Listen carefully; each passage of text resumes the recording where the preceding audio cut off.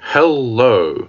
You are watching Chapter 12 of my TearRing Saga Champions of Utena low turn count playthrough. In order to get to the chapter, we're going to have to trek across the entire island while avoiding triggering any skirmishes from spawning.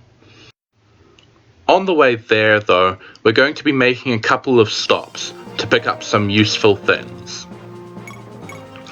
Our first stop is going to be at the Temple of Mars, which is the location where Chapter 5 took place. There, we will be picking up a couple of very useful items. The first of these is the Sylphid Tome, which is given to you if Marouge is in Holmes' party at this point. Sylphid is an extremely powerful tome. It has 18 might, tying it for the second strongest tome in the game. It also has an additional property. Any unit that is hit by Sylphid during combat will be magically frozen in place and won't be able to make any attacks for the remaining duration of the combat. That's obviously a very powerful effect, and in conjunction with its high might, that means that Sylphid is going to be our primary means of magical offense later on in the game. The second item we will be receiving at the Temple of Mars is the Ensorcel Staff, which is given to you if Mel is in the party.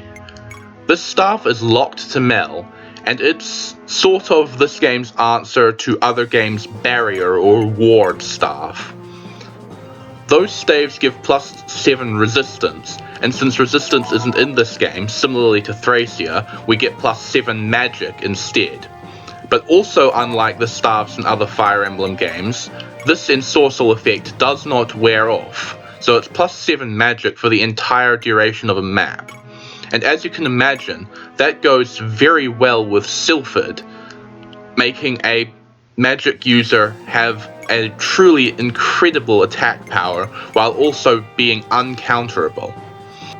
The Ensorcel Staff is a personal weapon of Mel in this game, so that turns her into a really good staff unit from here on. Our second stop here is Wellt Palace. We can only enter Wellt Palace here if we have someone affiliated with the kingdom in Holmes' party, but that's okay because Roger qualifies, and we're guaranteed to have him because we wanted to get Mel's Ensorcel Staff. Entering the palace allows us to recruit a second unit from the 4 choices that we had back in Verge right at the start of the game. Replacing the unit who you picked in the original choice is Lionel. Lionel is a spear soldier, meaning he's an infantry unit who can use lances, and that makes him one of the small handful of units in this game who can use lances on indoor maps. He comes with the Wrath skill, which, as has already been mentioned, is really nice. And he also has a movement growth. If you are willing to rig a movement growth to get Lionel up to 12 movement, you can actually save a turn in a later chapter, which is demonstrated in Laponia's tool-assisted speedrun of this game. However, I am not willing to bank on a 5% speed growth going off 5 times before that map comes up, so we're not going to be seeing that turn saved in this run. And so that leaves us with the last choice, Naron. Naron is a level 1 cavalier with pretty darn low base stats. However, he is saved by the fact that he has the Paragon skill, which, as is mentioned, doubles his experience gain. Paragon alone would not be enough to salvage Naron, especially at this point, because he has fairly bad growths overall. However, he promotes into a Gold Paladin, and Gold Paladin has some of the best class bases in the whole game, which means that Naron gets some extremely high promotion bonuses once he reaches level 10. This ends up making Naron more than worth the effort it takes to get him to level 10, and we are going to be leaning heavily on his prowess in later chapters of this part of the game. With all that done, we are now ready to head towards the actual site of Chapter 12, still saving every step of the way to prevent any skirmishes from spawning from over there. There are actually a couple of maps in the Kingdom of Wellt that can only be played if a skirmish lands on that tile. Unfortunately, we will not be seeing any such maps during this run. Now, according to the story, the reason that Holmes is running around Wellt is that because Welt's army has gone off with Runan, Holmes is having to do his best to clean up all of the bandits that would otherwise threaten the peaceful villagers.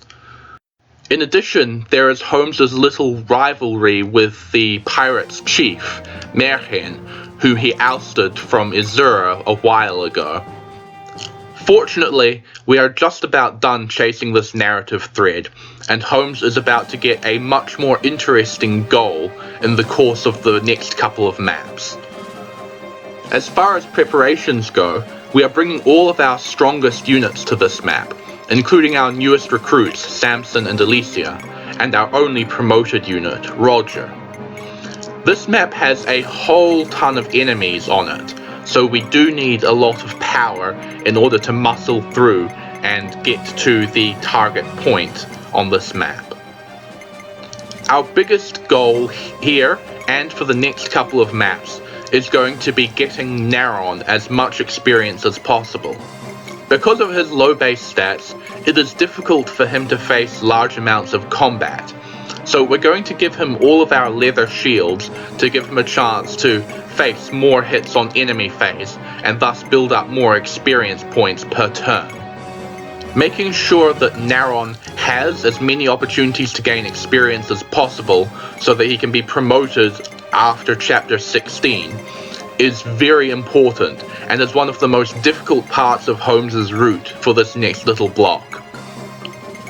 Naron is also going to be pulling out the Iron Sword with a high critical from Chapter 1, because it is long past time that we started putting some serious kills on that, and it's been falling well behind the Iron Lance that Martel is still using. On our first turn, we're going to need to take out the 3 enemies that start closest to us and then adopt a defensive formation to weather the storm of the larger group of enemies that will follow on the enemy phase. We're going to be seeing Alicia's power here for the first time, as Dire Thunder effortlessly rips through one of the pirates. With some help, we are able to feed Naron a kill on a Killer Lance pirate, which is quite dangerous, but it's okay for a turn 1 action. Part of the reason for adopting this defensive formation here is that we have a new recruit whom we need to protect. His name is Atrom, and he is here because his adopted sister, Renee, has been kidnapped by the pirate's chief.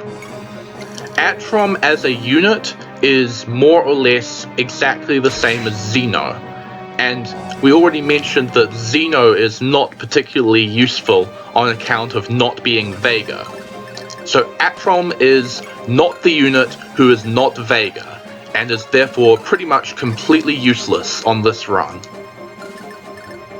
The ultimate goal of this chapter is for Holmes to seize the point, which is currently unguarded. This goal is actually extremely easy to meet, because this is a sea map, so Holmes is getting powered up by his Seafarer skill, and that gives him an extra +1 movement. Since the seize point is 13 tiles away from Holmes' starting point, that means that this is a very relaxed 3-turn for him, and gives him a full 5 tiles of leeway, which he can use during turns 1 and 2 to help deal with the massed mob of enemies. And we do need all the help we can get dealing with said massed mob of enemies. Roger is the only unit whose durability I really trust to take on a large enemy phase here, so he is going deep into the enemy's ranks on this first turn. However, he's not that great at one-rounding these enemies, So a lot of them are going to be left weakened but alive, and that means we're going to need a lot of units available to finish them all off. On the other side of the map, we're using Naron to bait in a bunch of enemies. He's obviously not going to kill any of them, and he's in fact at risk of dying again because he faces another killer axe. But this is needed to give him a bunch of experience, because even though he's not getting kills on this enemy phase, he still gets a lot of experience from non-lethal rounds of combat. In addition to the killer axe enemies, there are a couple of other particularly dangerous enemies. One of those is the enemy with a brave crossbow, who is in the upper left corner, and we've taken care to keep out of his range on this turn. Another such enemy is a sellsword holding a shield blade, who is about to attack Martel. The shield blade is an interesting weapon in that it raises the user's protection while it's equipped, but not by a flat amount. Instead, it is randomized for each individual physical attack that the user takes, and is a bonus between 1 and 20. This makes it an unreliable but often handy durability boost, and since we get it on drop, we are going to be seeing it used later on. It does make it somewhat difficult for us to kill this guy with our physical units, but fortunately Marouge lines up a critical hit to one-hit KO him. This ended up being extremely helpful, because it means that that's one less enemy for us to deal with, and we do need to tidy up this entire big mob in this turn. Speaking of which, all of our units are going to be pitching in, and we're careful to leave only very high durability units within reach of the brave crossbow. I'm now going to have Mel move up to give her support bonuses to Roger, which, to be honest, I probably should have tried to do on the first turn, but what can you do? It worked out alright in the end anyway. Looking at how Naron has just barely survived the enemy phase that he just went through should give you some idea of just how much of an uphill battle getting him to level 10 at this point is going to be. Even though the enemies on Holmes' route are generally fairly weak, they're still not as weak as the enemies in the earliest parts of the game. So getting Naron in the first place would have made it far easier to get him through his training arc without any risk of him dying. But then again, doing last chapter without Lee would have been a real pain as well, so there's a lot of trade-offs going on in that first choice, and it's really frustrating to nail down what the actual optimal choice is. We've been picking up several item drops as we go through this chapter, and the one we just got is a hammer. Now, I was watching Dondon151's Binding Blade low turn count playthrough just the other day, and he was complaining quite a lot in an early video about how inaccurate the hammer is in that game, with only 45 hit. In this game though, Kaga decided, well, hit is for wusses, and so the hammer ended up only having 37 base hit in this game. Luckily for us, armored enemies in this game tend to be very, very slow and thus have very bad avoid, so it doesn't hurt too much, but it's still hilariously inaccurate. Martel is now chipping away at a mage, which is blocking Holmes' path to the seize point. She's unfortunately not able to finish this guy off in one round of combat.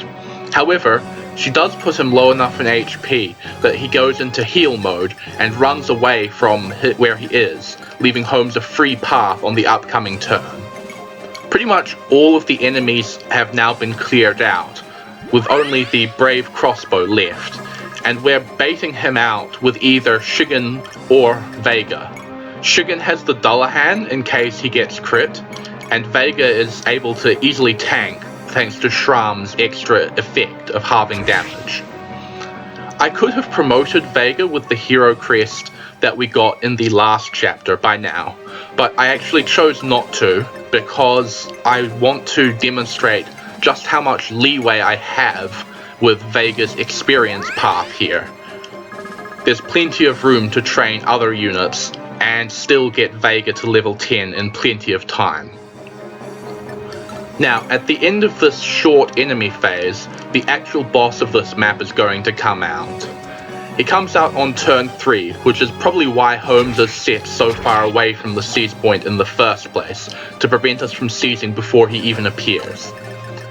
This boss is a summoner, which means he primarily uses the summoning stage that I mentioned in a previous video. This boss in particular has a skeleton staff, which summons bone walkers and wights. Luckily, because he appears at the beginning of player phase 3, he is not going to have a single chance to use that thing against us. Staff using enemies are already known to be frustrating to kill on account of staves being weightless and thus not weighing them down. But this guy compounds it by being on a seize tile, which gives him some extra avoid, as Martel is about to find out. It is somewhat difficult to put together a reliable kill on this guy, because most of my units don't double him, and he dodges quite easily. But fortunately I have a lot of units available, having finished off most of the other enemies on the previous turn, and Lee is perfectly capable of still hitting him.